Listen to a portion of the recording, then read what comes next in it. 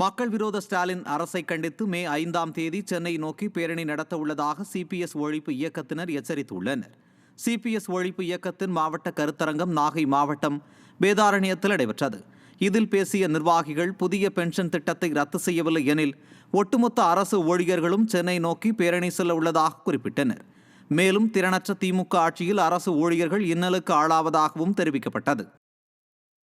தமிழ்நாடு இருக்கக்கூடிய ஒட்டுமொத்த அரசு ஊழியர் திரட்டி வருகின்ற மே மாதம் 5ஆம் தேதி தமிழ்நாட்டில் 3 முனைகளில் இருந்து சென்னை நோக்கி இருசக்கர வாகன பேரணி என்பதும், அதைத் தொடர்ந்து ஜூலை மாதம் போராட்டம், செப்டம்பர் மாத போராட்டம் உள்ளிட்ட பல்வேறு போராட்டங்களையும் சிபிஎஸ் ஒழிப்புக்கு முன்னெடுக்கும்.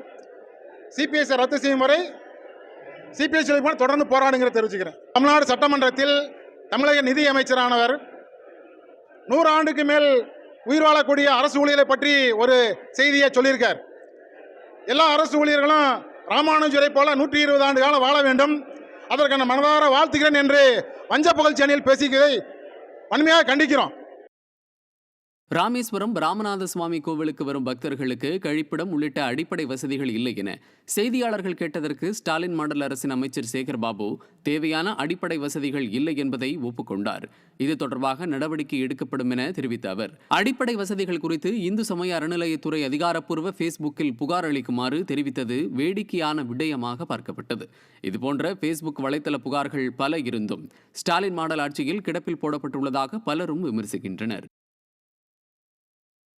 தூத்துக்குடி மாவட்டம் விளாத்திக்குளம் பகுதியில் மாட்டு வண்டி மூலம் மணல் அள்ள குவாரி அமைத்து டோக்கன் முறை செயல்படுத்த வேண்டும் என கோரிக்கை எழுந்துள்ளது. ஆற்று மணல் அள்ள தடை விதித்ததில் 600க்கும் மேற்பட்ட மாட்டு வண்டி தொழிலாளர்கள் வாழ்வாதாரத்தை இழந்துள்ளதுடன் இரவு நேரத்தில் சட்டவிரோத மணல் கொள்ளை நடைபெறுவதாகவும் கூறப்படுகிறது. எனவே மாடுகளை விற்கும் நிலை ஏற்பட்டுள்ளதால் உள்ளூர் கட்டுமான தேவைகளை பூர்த்தி செய்ய வைப்பாற்றில் டோக்கன் முறையை செயல்படுத்தி மணல் அள்ளுவதற்கு அனுமதிக்க வேண்டும் என ஸ்டாலின் மாடல் அரசுக்கு மாட்டு வண்டி தொழிலாளர்கள் கோரிக்கை வைத்துள்ளனர். தென்காசி மாவட்டம் அருணாச்சலபுரத்தில் உள்ள 20 ஆண்டு கால பழமையான நூலகம் எந்நேரத்திலும் விழும் நிலையில் உள்ளதால் அந்த பகுதி மக்கள் அச்சமடைந்துள்ளனர். மேலும் பழுதடைந்த கட்டிடத்தின் அருகே குடியிருப்புகள் உள்ளதால் அந்த பகுதி மக்கள் கூடுதல் அச்சத்துடன் உள்ளனர்.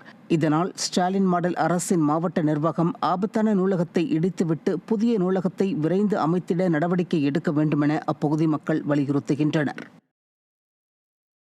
காஞ்சிபுரம் மாவட்டம் ஸ்ரீபெரும்புதூர் ராஜீவ்காந்தி நகரில் 50 லட்சம் ரூபாய் மதிப்பீட்டில் கட்டி முடித்து 4 ஆண்டுகளாகியும் பயன்பாட்டிற்கு வராத குடிநீர் தொட்டி மிகவும் பழுதடைந்து காணப்படுகிறது.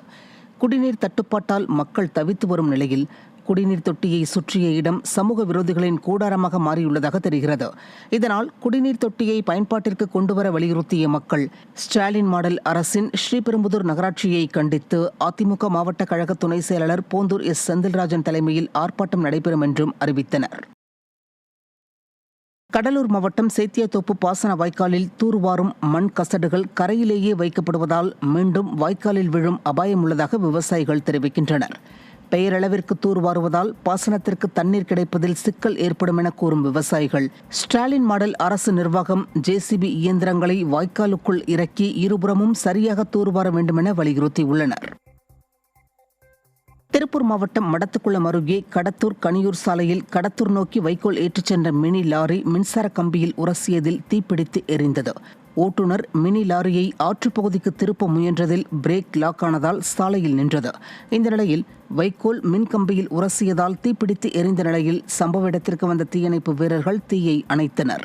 பிரதான சாலையின் நடுவே வாகனம் தீப்பிடித்து எரிந்த நிலையில் நின்றதால் அந்த வழியாக வாகனங்கள் செல்ல முடியாமல் பல மணி நேரம் போக்குவரத்து பாதிப்பு ஏற்பட்டது.